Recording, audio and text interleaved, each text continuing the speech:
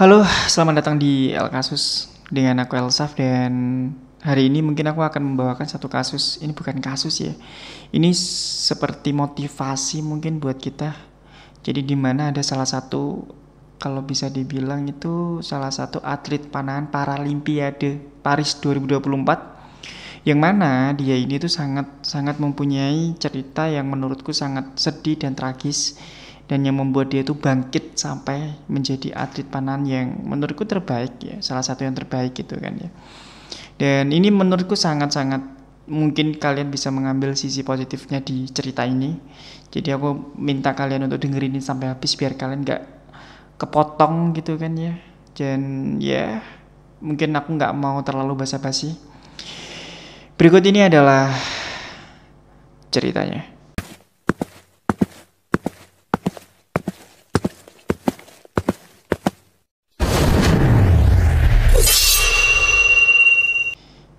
Ini adalah sebuah kisah yang sedih yang dialami oleh salah satu atlet panahan di Paralimpiade Paris.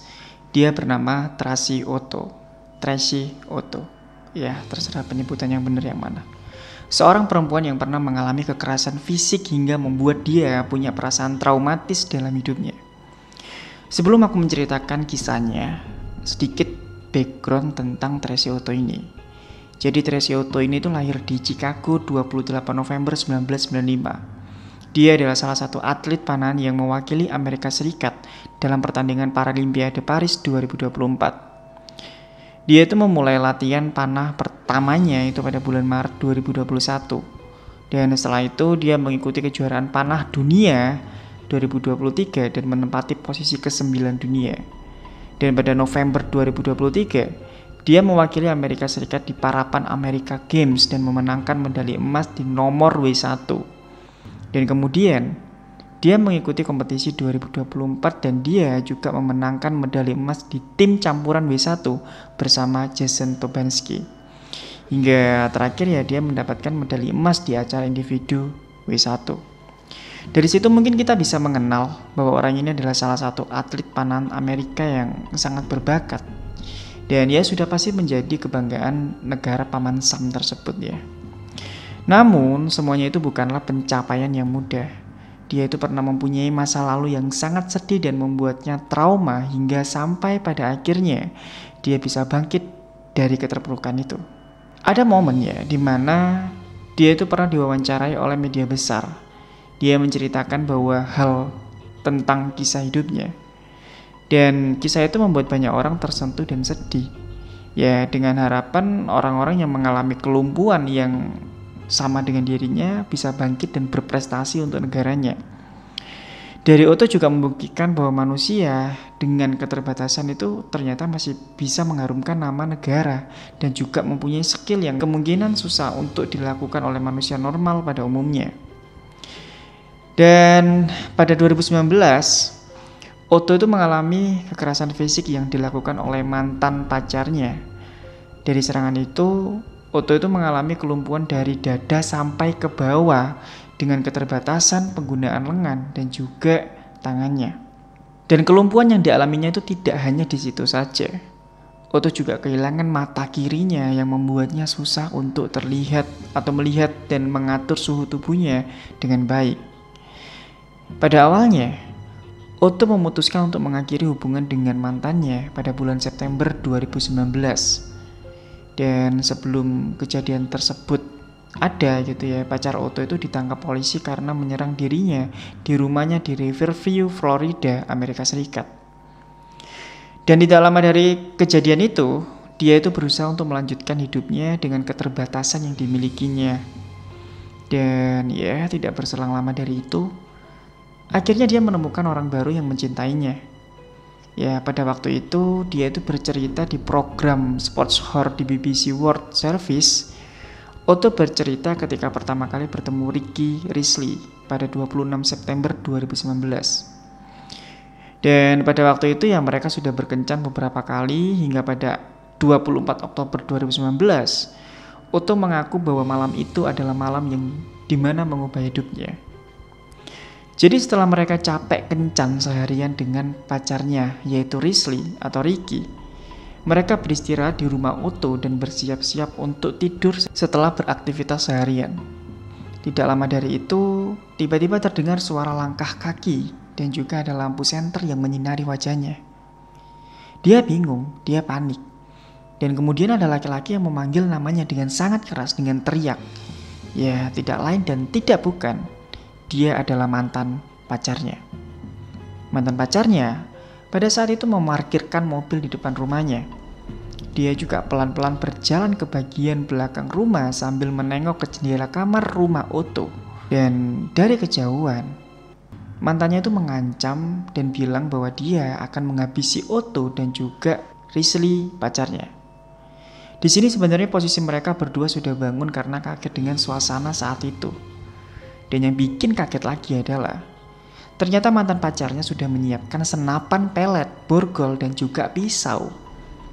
Aku nggak bisa ngebayangin sih di kondisi saat itu seperti apa. Pastinya ya sangat menegangkan banget ya. Di momen inilah yang menjadi trauma berat dan mengubah hidup dari Tracy Otto. Ketika mantan pacarnya itu mendekat, pelaku tuh nggak banyak basa-basi. Dia tuh langsung menembak Risley di bagian wajahnya 2 kali dan menikamnya di punggung. Ya, hingga akhirnya Risley itu kolaps di tempat. Tidak sampai di situ aja.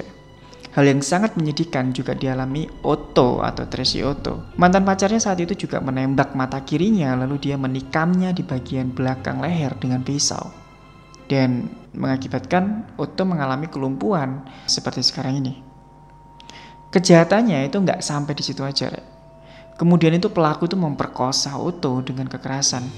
Dan bahkan di sela-sela itu, pelaku itu menyuruh Otto menelepon polisi dan Otto itu memberitahu mereka siapa dia dan di mana dia berada.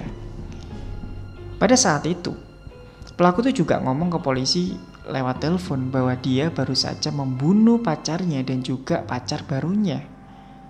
Dia menunggu kedatangan polisi di garasi rumah Otto. Tidak lama dari tragedi itu, polisi datang dan akhirnya menangkap pelaku di garasi rumah Otto. Pada kasus ini, tepatnya Januari 2023, mantan pacar Otto mengaku bersalah di pengadilan atas dakwaan memasuki rumah orang tanpa izin dan melakukan penganiayaan, percobaan pembunuhan tingkat pertama, dan juga pemerkosaan.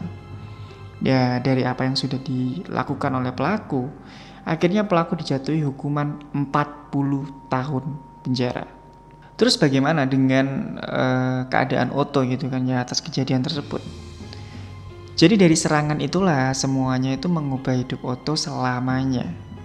Selama 5 tahun berlalu bahkan sampai hari ini, Otto itu masih berusaha untuk mempelajari fungsi-fungsi tubuhnya karena kelumpuhan yang dideritanya.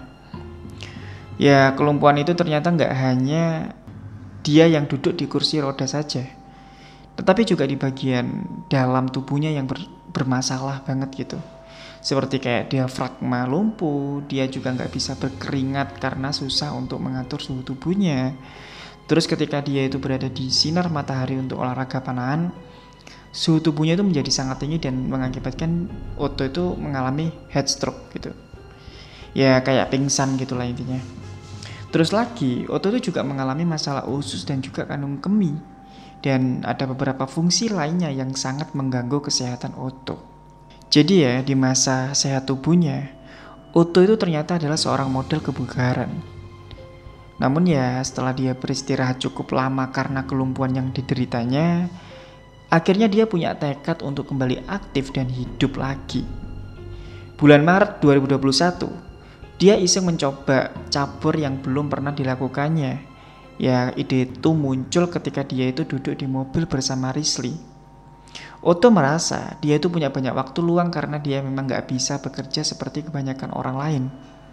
Dan singkat cerita, akhirnya Otto kepikiran untuk mencoba panahan meskipun ada kelumpuhan di bagian tubuhnya.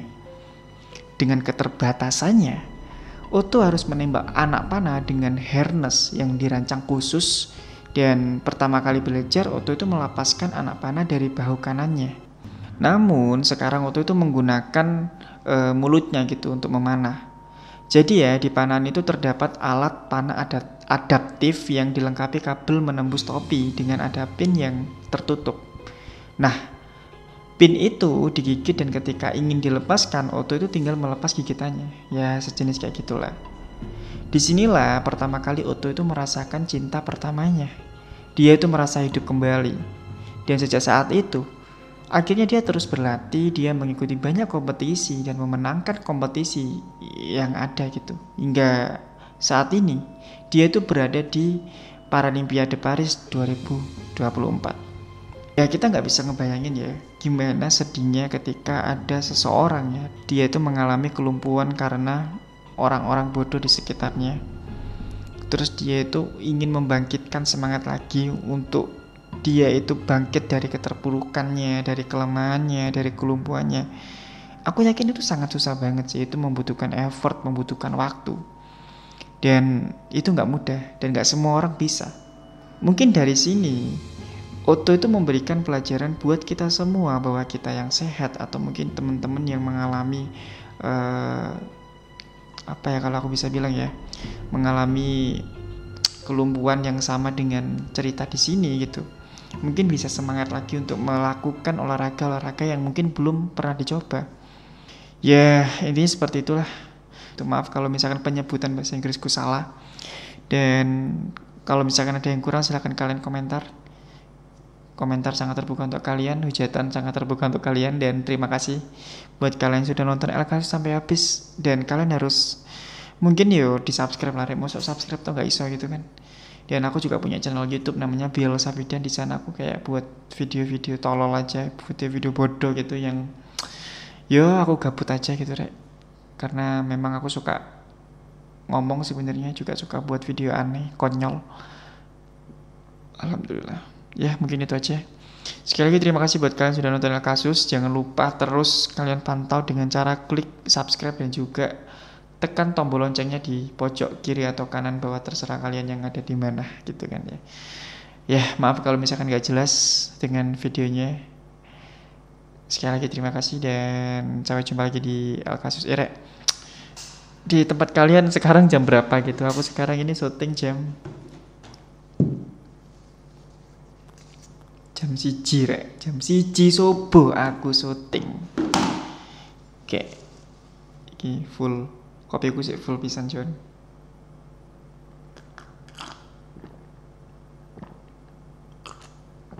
Alhamdulillah. Aduh. Piye rek, HP ku pecah maneh salah anjir. Astagfirullah. Ya wis lah, dongakno mari ini ndang oleh rezeki iso tumbas HP baru. Terima kasih.